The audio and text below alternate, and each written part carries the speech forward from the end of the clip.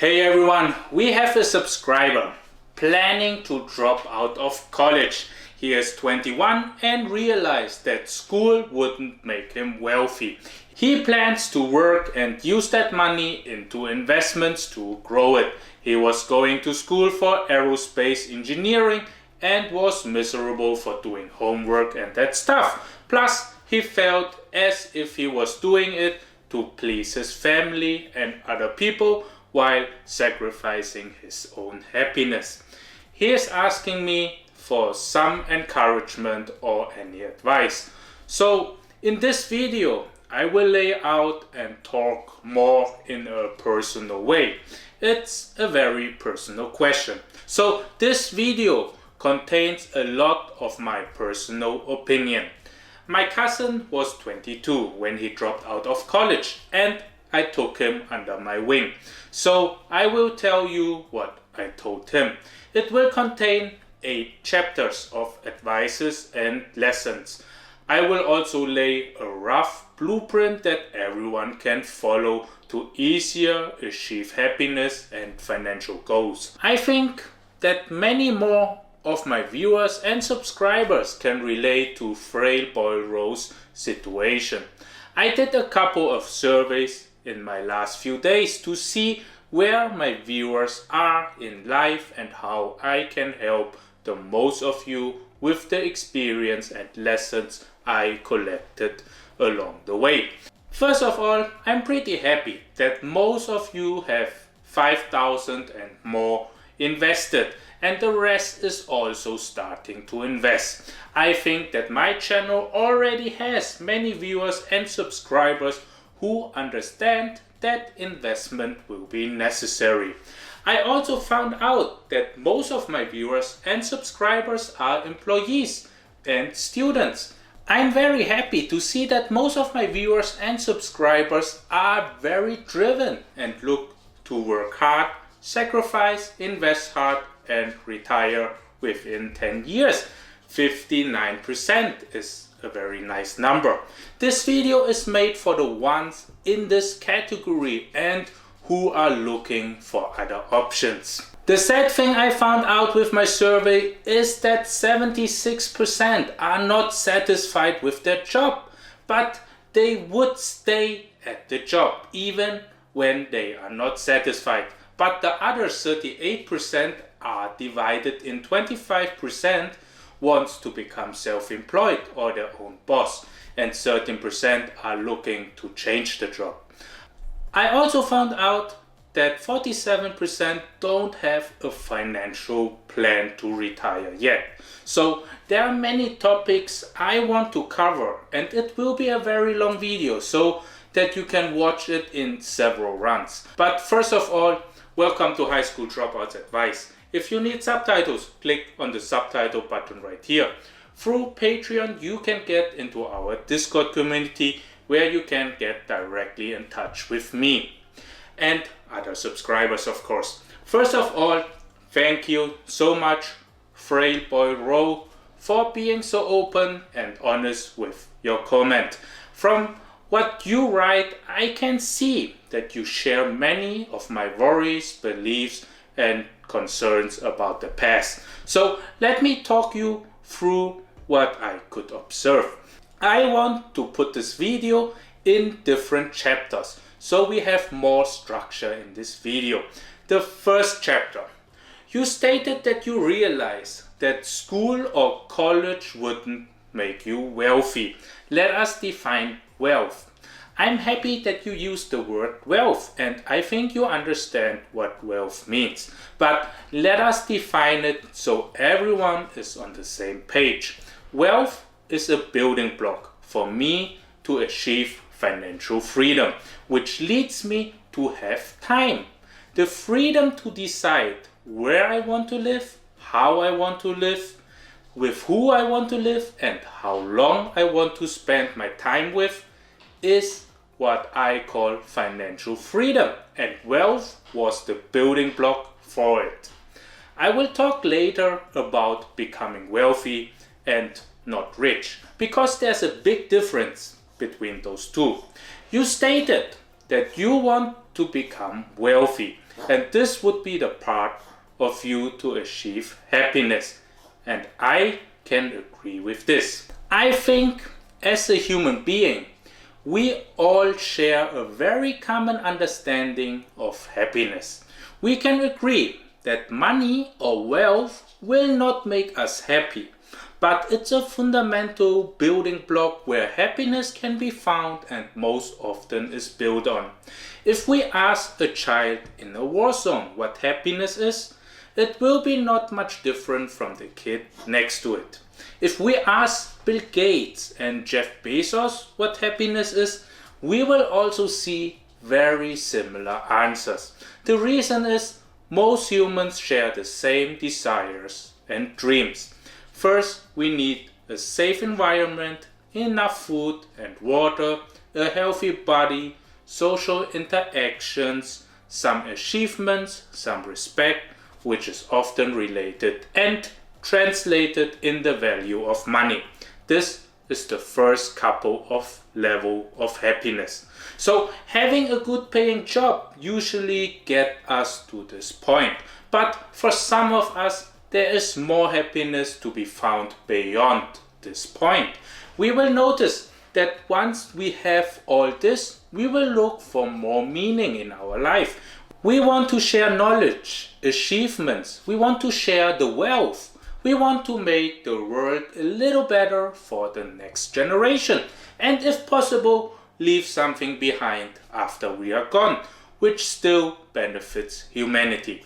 Building schools, foundations, charity, and infrastructure which could benefit society will cost money. Or we need to have a name and a voice so people are listening to us. The poor cannot help the poor. The ones without a voice have no one listen to them. So if we ask billionaires what would make them happy, their answer is very different from the middle class and the lower classes. Everyone is trying to get to their next level of happiness. So when you say that you understand that your happiness cannot be really found by studying and working, I think you have reached a level of observation of the society which leads you to that belief. I'm sure that you understand the concept of happiness more or less, and most likely you can see beyond the point of having a well-paid and respectable job, which leads you to the conclusion you had. To be clear, that we will most likely never achieve absolute happiness, because building happiness is an ongoing thing. But if our happiness in the future is by helping society with our wealth, then this is a win-win situation, and it's good to reach that point. If we want to find absolute happiness, we maybe have to go a spiritual way, but this would not benefit society as much. This would be a complete another topic. So now we have defined wealth and the relation to happiness. Let us move on to chapter number 2. Chapter number 2 is the mindset. It sounds cheesy, but you asked for my advice, and the mindset is playing a key role in what we can achieve in life or not. The mindset is like a mirror of our inner self, which can be reflected in our outside world.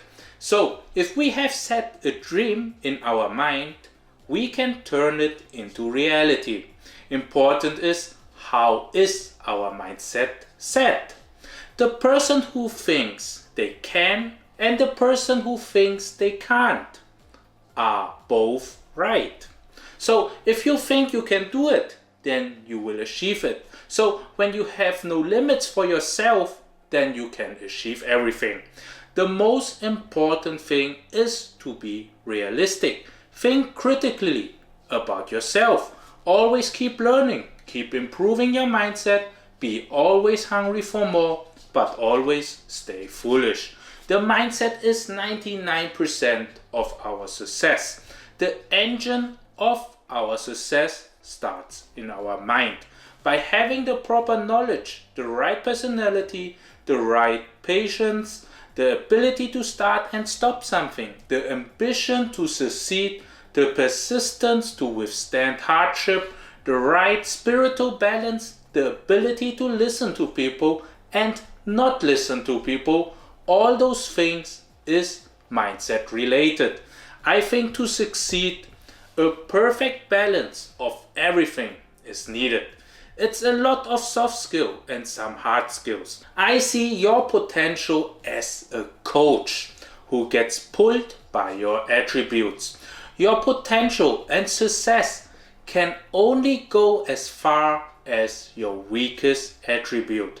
For example, if you are lazy, then no matter how talented, how much knowledge you have, and how controlled you are with your feelings, you cannot achieve more than the level of laziness allows you to. So the dream to become wealthy begins in nurturing every little personal characteristic and mindset. Many start by investing money in the stock market, but how successful can an investor be who did not learn to have patience, control fear and greed? There are thousands of investors in the same stocks, but each of them will result differently. It must sound so cheesy. For me, building wealth becomes more than just cash, money, car and properties. It became something very personal and spiritual, like a journey to learn about oneself. Building wealth also means building yourself, because both are connected. They coexist with each other. The more fundamentals you have inside you, the higher your wealth will be. So the stronger you build on your fundamentals, the wealthier you get. I know it sounds cheesy, but investing and becoming wealthy has deeper meanings for me. Chapter 3. In this chapter, I want to talk about all the negativity you will encounter. When you want to become wealthy or an entrepreneur, you will encounter a lot of discouragement, and most often it will be from the ones you trust and the ones you love and the one who loves you. It can be your closest friends and family who will tell you that your dreams are unrealistic, that you cannot achieve them, that you have to be smart, handsome, lucky or whatever. The most important is to use their discouragement as your fuel to work on yourself to get you to your aim. Don't take discouragement personally. Most often they are reflecting their fear, their inability or their own limits on you. Remember what I told you. The one who thinks he can and the one who thinks he can't are both right. It's important to learn to turn the negativity into your own field, because your journey starts with extreme difficulty. It's like playing a game in an extra hard mode, and it becomes easier gradually. It's like starting with the end boss first. You will also encounter countless failures. You will fail more than the average person, but you need to learn to embrace those failures. Each failure is one step closer to success. Each failure is more experience, a mistake less you would repeat. So always learn from failures. Be self-critical, learn from them and try again. If you accept one failure, it will stay a failure. As long as you keep going, all those failures are just milestones to your success. The most important part of this chapter is to turn every negative experience you will encounter into something positive. Let me share you a story here.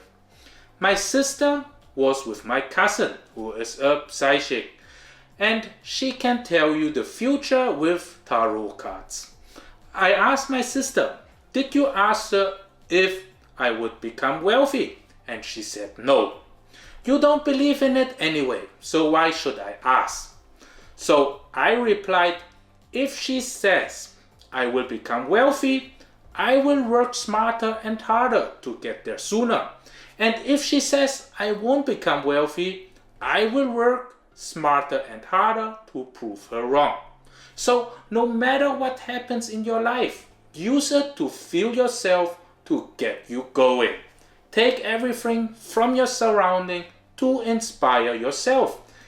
Inner inspiration is way more powerful than people's outside motivation. So my words are not as strong as your inner fire. You only need to learn how to control this inner fire to get you to your aim. Too much can result in failures, and too little leads you to the same. I know you will be very motivated when you drop out of college, but it's important to keep a good balance, to strengthen yourself in every aspect. If you are going to the gym, you know that you can only lift as much as your weakest muscle allows you. The same applies to your life. So strengthen everything. It will be a marathon run and not a sprint. So make sure you have a balanced life so you can last. Chapter number 4. Achieving wealth is a long-term process. So don't be discouraged if you start with little money, little knowledge, and a lot of failures. More important is to get started. When you want to climb a mountain, it's not so important the side you pick. It's to get started and setting the goal. The idea of investing and building wealth means more than the money you start with. The wealth will be reflected in physical form over the time. Your mindset will translate the value you generate in every decision, and time will manifest the result. So don't worry, the results will follow after your actions. When you are young, you are like a growth company with a lot of potentials. All those potential will be translated little by little in the stock price. The same is with your wealth. So be patient. You cannot be a multimillionaire even you have the mindset to build it when you don't allow enough time to pass. Be confident, realistic, and be patient with yourself. In the same way how you treat yourself, you should treat your investment. You need to invest for the long term and have patience because the compounding nature comes at the end. If you buy a $20 stock, it will have a hard time doubling to $40. The journey for it to get to $120 requires more time and energy for the company. But the journey from 120 to 240 will become easier, and 240 to 360 will become even easier. Do you notice that you would increase your money by 6 each time, and that it will get easier and faster the longer you hold the investment? 20 to 120 is 600% increase. 120 to 240 is only 100% increase, and 240 to 360 is only 50%.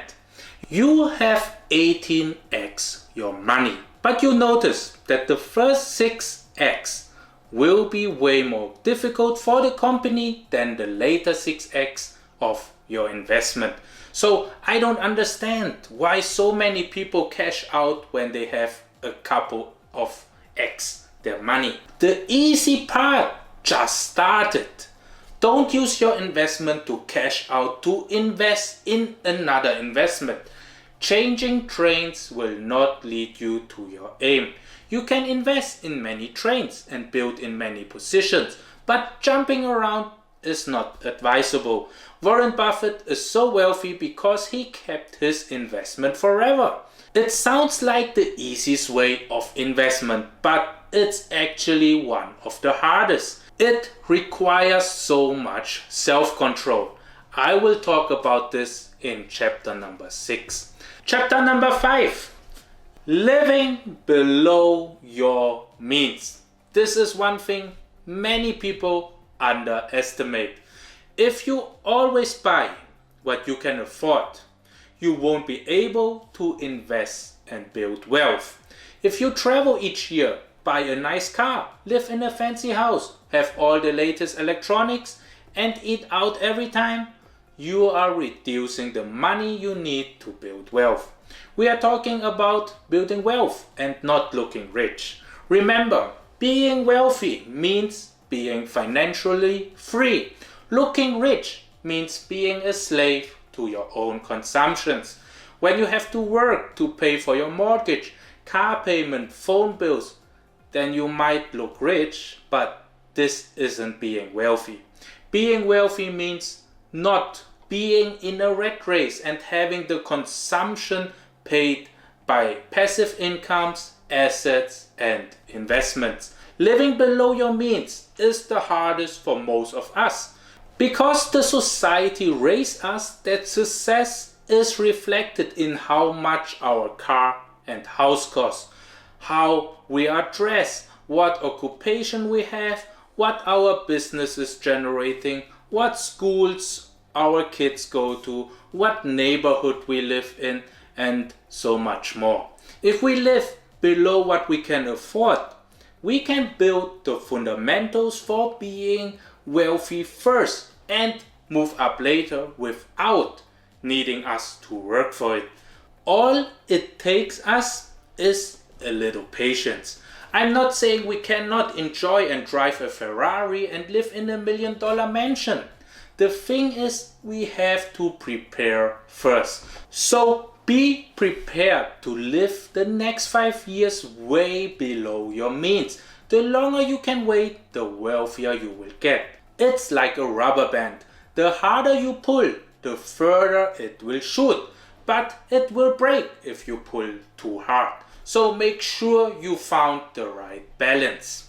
Chapter 6. In this chapter, I want to talk about how to leverage your investment in a fundamental way. You might remember that I told you in chapter 4 not to cash out your stock investment and invest it into something else.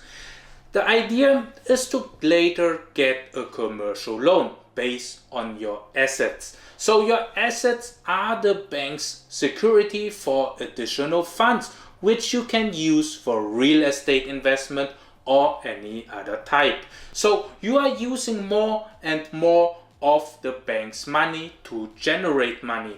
In the beginning, you will use yourself to generate money to invest, but along the way, you have to build a good credit score and build a good income with a low debt to income ratio, so you can qualify for loans from the bank, which you can use to invest. Always take good care of your credit score. The bank and the lenders are the best tools for you to become wealthy. If you did not watch my video about real estate investment, I made a 3-part video which will help you tremendously to build wealth.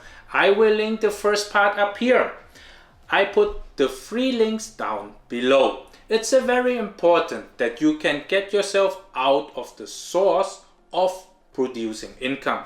You need to build passive income, which you can use to invest, which produces more income for you to produce more. If you are the only source of producing income, you will get tired or you tend to pull out your investment. This is not a smart way to build wealth. So build the income streams early on. Chapter number 7. In this chapter, let me talk about my cousin who was 22 when he decided to drop out of college.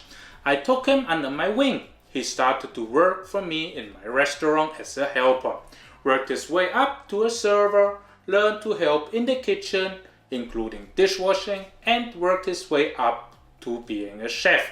Then he worked in the sushi bar as a helper and worked his way up to a sushi chef and is the manager of my restaurant now, all within 3 years. You might think he is lucky because he is my cousin, so he got all those opportunities.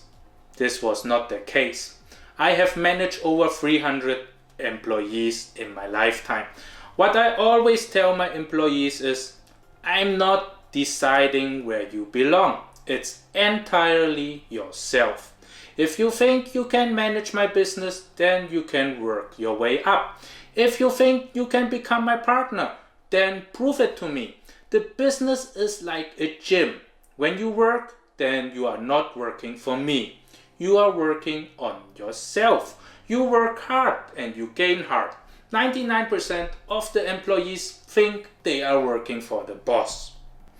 If they work harder, the boss will benefit the most. They often think, if I get a raise, I will work harder or share some special skills. I have nearly 20 years of experience in managing people. What I can say is that when you hold yourself back at work, you are stopping to achieve your potential of who you can become. The worries and fear that your boss is benefiting from your hard work will in the end limit yourself of who you can become. I met so many employees who set a cap for themselves. For example, they get paid this salary. They will provide me an okay job, but they won't try to get over that limit. So they got stuck in that position for years and sometimes even a lifetime. They won't try to become faster so they can learn more skills. They won't try to improve. They won't try to learn different techniques. They won't push their limits. They would not do the job of the coworker. They would not focus on themselves, but only complain easily about others. Let me explain why I think it's important to go beyond what you were hired for and what you were paid to do. If you push yourself to a limit every day, you set up new limits for the next days. You are constantly expanding your status quo, which naturally will expand what you can achieve in life. If you are a dishwasher, but you are work very focused, quick and efficient, you have some downtime and you ask other kitchen staff to let you cut some veggies, then you will naturally improve your knife skill. In life, opportunities will always come. Your manager or boss will promote you one day. Then you will master your new job and learn to cook in your downtime, and you will move up again. If you keep this attitude of growing, you can grow up endlessly. You can become a manager of your section. Learning more will only result in moving up. Being ready for the next level, having the awareness to take opportunities and chances and turning them into life-changing opportunities needs preparation. The preparation starts in the mindset of how you work and is constantly built every day. Many people have the problem that they expect that every improvement is reflected in their hourly rate or salary they receive. Understand that you have to provide value first and just care about providing value. Be hungry to build your fundamentals first. The money will follow. Don't chase money. Let money chase you. The same is with stocks. Many people expect that the stock needs to rise and reflect the value they have in mind for them. But like in real life, value is not often reflected. So even when you get paid less, but you have the opportunity to learn a new skill, then you have strengthened your fundamentals and your value has increased, even when your salary or hourly hasn't. Don't be discouraged by that. In the long run, your effort of pushing yourself beyond every day will result in you being successful. So don't see your success and value in the amount of money you made, but see value in your fundamentals. Don't chase money. Let money chase you. Don't limit yourself and don't let others limit you. Provide value for your boss, manager and co-worker. Remember to take all negativity on you as an opportunity for you to turn it into something positive and an opportunity for you to grow personally. If you understand that everything you do is for yourself, you will work differently at work and in life. I explained this part to my cousin a lot. He started to make 30,000 a year and is at around 40,000 a year now. He made in total around 100,000 in 3 years, but his net worth is about 250,000 now. He has one rental property, stocks and cryptocurrencies. He even lost like 20,000 in 2018 in the first crypto bull run he was in. But the most important is not the money he lost. It's the experience he gained to make him the 250,000 now. Chapter number 8. I think building wealth is a challenging journey where you will learn a lot about yourself. At the moment, you will be nowhere close to what you will become and what you will achieve. Along the way, you will outgrow yourself several times, will assess your happiness several times, most likely will encounter big successes and failures repeatedly. Life is like the stock market, it will not grow gradually. It will have all sorts of up and downs, justified or not.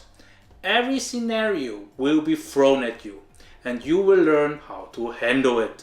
Learn to enjoy all those experiences, challenges, setbacks and triumphs. The most important at the end is always staying humble, loving to share and leaving something that benefits everyone. The line between success and failure is most often a very thin one. Once you have experienced both countless times, you will see that some failures were part of future success and some successes were actually the future's failures. In materialistic matters, you will realize that having supercars, mansions and maybe even jets and yachts are becoming not so fulfilling as happy people around you. One day when we drive our Ferrari to a fancy restaurant and along the way we see so many homeless people and people struggle with money, we will understand there are more things that make us happy. The Kobe steak we had over 100 times will become tasteless when we remember how many people have nothing to eat. I'm not saying that we should not become wealthy. I'm not saying we should work less hard. I'm saying we have to do all this, achieve all this, so we can share the story, inspire the next people, guide and help the people around us, and help more people achieve what we have achieved, making life easier generation by generation. We will not see a perfect world, but we can try to make it better than we started. Sometimes people think who want to become wealthy are self-centered. Maybe there is some truth at the beginning, but all the wealthy people I know are looking for a way to share and give back to society. In the very end, financial wealth and wealth of knowledge have to be shared. I think every entrepreneur's ultimate task is to have a running company which benefits humankind for generations. An investor's ultimate task is to invest in a way that the next generation of humans and society benefit from the investment you made for them. This video was gigantic in length. I'm giving you the advice I gave my cousin. I shared with you the mindset I have regarding building wealth, working and investing. It might be not right for everyone, but this is my personal experience and my very personal advice for you. I hope that you found pieces of information which you can implement into your journey. I hope that this video did not offend anyone. If I did, I'm very sorry for that. In this video I just open talk as I would do with my cousin. So everything that I said is based on my limited experience and limited observations. For legal reasons, let me tell you that I'm not a financial advisor, CPA or realtor, so always consult with an expert before making a decision. Remember that your money is your responsibility and always do your due diligence. Thank you so much and see you hopefully in the next video. Thank you, bye.